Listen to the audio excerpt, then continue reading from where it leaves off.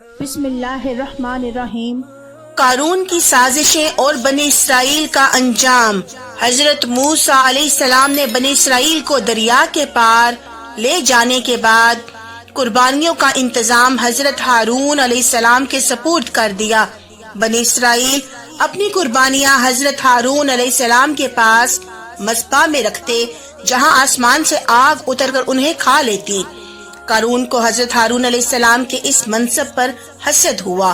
اس نے حضرت موسیٰ علیہ السلام سے کہا، رسالت تو آپ کی ہوئی اور قربانی کی سرداری حضرت ہارون علیہ السلام کی، میں کچھ بھی نہ رہا، حالانکہ میں تورات کا بہترین قاری ہوں، میں اس پر صبر نہیں کر سکتا۔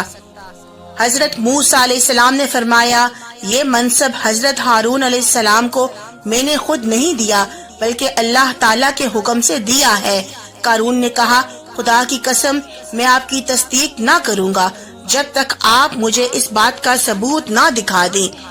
اس کی بات سن کر حضرت موسیٰ علیہ السلام نے بنی اسرائیل کے سرداروں کو جمع کیا اور ان سے فرمایا، اپنی لاٹھیاں لے آؤ۔ وہ لاٹھیاں لے آئے تو حضرت موسیٰ علیہ السلام نے ان سب کو اپنے خیمے میں جمع کیا اور رات بھر بنی اسرائیل ان لاٹھیوں کا پہرا دیتے رہے۔ صبح کو حضرت ہارون علیہ السلام کا عصا سرسبز و شاداب ہو گیا اور اس میں پتے نکل آئے۔ حضرت موسیٰ علیہ السلام نے فرمایا، اے قارون، تو نے یہ دیکھا؟ قارون نے کہا، یہ آپ کے جادو سے کچھ عجیب نہیں۔ حضرت موسیٰ علیہ السلام اس کے ساتھ اچھی طرح پیش آتے رہے، لیکن وہ آپ کو ہر وقت ایذا دیتا رہا۔ اس کی سرکشی و تکبر اور حضرت موسیٰ علیہ السلام کے ساتھ عداوت دن بدن بڑھتی رہی۔ ایک مرتبہ قارون نے ایک مکان بنایا جس کا دروازہ سونے کا تھا اور اس کی دیواروں پر سونے کے تختے نصب کیے۔ بنی اسرائیل صبح شام اس کے پاس آتے، کھانے کھاتے، باتیں بناتے، اسے ہنسایا کرتے تھے۔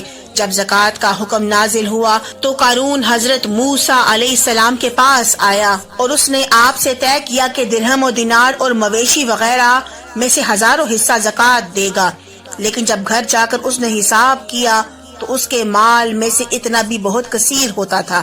یہ دیکھ کر اس کے نفس نے اتنی بھی ہمت نہ کی اور اس نے بنی اسرائیل کی ایک جماعت جمع کر کے کہا، تم نے حضرت موسیٰ علیہ السلام کی ہر بات میں اطاعت کی، اب وہ تمہارے مال لینا چاہتے ہیں تو تم اس بارے میں کیا کہتے ہو؟ انہوں نے کہا، آپ ہمارے بڑے ہیں، جو آپ چاہیں حکم دیجئے۔ قارون نے کہا، فلانی بد چلن عورت کے پاس جاؤ، اس سے ایک معاوضہ مقرر کرو کہ وہ حضرت موسیٰ علیہ السلام پر تہمت لگائے۔ ایسا ہوا تو بنی اسرائیل حضرت موسیٰ علیہ السلام کو چھوڑ دیں گے۔ چنانچہ قارون نے اس عورت کو کثیر مال اور بہت سے وعدے کر کے یہ تہمت لگانے پر تیار کر لیا، اور دوسرے دن بنی اسرائیل کو جمع کر کے حضرت موسیٰ علیہ السلام کے پاس آیا اور کہنے لگا، بنی اسرائیل آپ کا انتظار کر رہے ہیں، آپ انہیں واعظ و نصیحت فرمائیں۔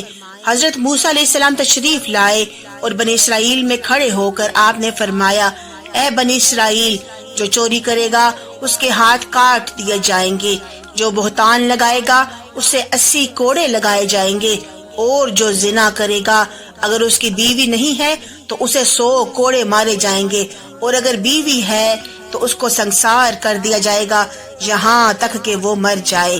یہ سن کر قارون کہنے لگا، یہ حکم سب کے لیے ہے، خواہ آپ ہی کیوں نہ ہو؟ حضرت موسیٰ علیہ السلام نے فرمایا، خواہ میں ہی کیوں نہ ہوں۔ قارون نے کہا، بنی اسرائیل کا خیال ہے کہ آپ نے فلاں بدکار عورت کے ساتھ بدکاری کی ہے۔ حضرت موسیٰ علیہ السلام نے فرمایا، اے قارون، اسے بلاؤ۔ وہ آئی تو آپ علیہ السلام نے فرمایا، اس کی قسم جس نے بنی اسرائیل کے لیے دریا پھاڑا اور اس میں راستے بنائے اور تورات نازل کی، تو جو بات سچ ہے وہ کہہ دے۔ وہ عورت ڈر گئی اور اللہ تعالیٰ کے رسول پر بہتان لگا کر انہیں ایذا دینے کی جرأت اسے نہ ہوئی۔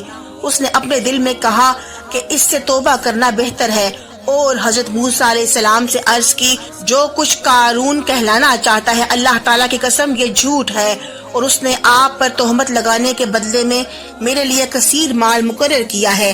حضرت موسیٰ علیہ السلام اپنے رب عز و جل کے حضور روتے ہوئے سجدے میں چلے گئے اور یہ عرض کرنے لگے، یا رب عز و جل، اگر میں تیرا رسول ہوں تو میری وجہ سے قارون پر غضب فرما۔ اللہ تعالیٰ نے آپ کو وحی فرمائی کہ میں نے زمین کو آپ کی فرما برداری کرنے کا حکم دیا ہے، آپ اسے جو چاہیں حکم دیں۔ حضرت موسیٰ علیہ السلام نے بنی اسرائیل سے فرمایا، اے بنی اسرائیل، اللہ تعالیٰ نے مجھے قارون کی طرف بھی اسی طرح رسول بنا کر بھیجا ہے جیسا فرعون کی طرف بھیجا تھا، لہٰذا جو قارون کا ساتھی ہو وہ اس کے ساتھ اس کی جگہ ٹھہرا رہے، اور جو میرے ساتھی ہوں وہ اس سے جدا ہو جائیں۔ یہ سن کر سب لوگ قارون سے جدا ہو گئے، اور 2 شخصوں کے علاوہ کوئی قارون کے ساتھ نہ رہا۔ پھر حضرت موسیٰ علیہ السلام نے زمین کو حکم دیا کہ انہیں پکڑ لے، تو وہ لوگ گھٹنوں تک دھنس گئے۔ پھر آپ نے یہی فرمایا تو وہ کمر تک دھنس گئے۔ آپ یہی فرماتے رہے یہاں تک کہ وہ لوگ گردنوں تک دھنس گئے۔ اب وہ بہت منتیں کرتے تھے، اور قارون آپ کو اللہ تعالیٰ کی قسمیں اور رشتہ داری کے واسطے دیتا تھا، لیکن آپ علیہ السلام نے اس کی طرف توجہ نہ فرمائی، یہاں تک کہ وہ لوگ بالکل دھنس گئے اور زمین برابر ہو گئی۔ حضرت قتادہ رضی اللہ تعالیٰ عنہما فرماتے ہیں، وہ لوگ قیامت تک دھنستے ہی چلے جائیں گے۔ بنی اسرائیل نے قارون اور اس کے ساتھیوں کا حشر دیکھ کر کہا، حضرت موسیٰ علیہ السلام نے قارون کے مکان اور اس کے خزانے اور اموال حاصل کرنے کے لیے اس کے خلاف دعا کی ہے۔ یہ سن کر آپ نے اللہ تعالیٰ سے دعا کی تو اس کا مکان اور اس کے خزانے اور اموال سب کچھ زمین میں دھس گیا، اور قیامت تک قارون کے تمام خزانے زمین میں دھسے رہیں گے۔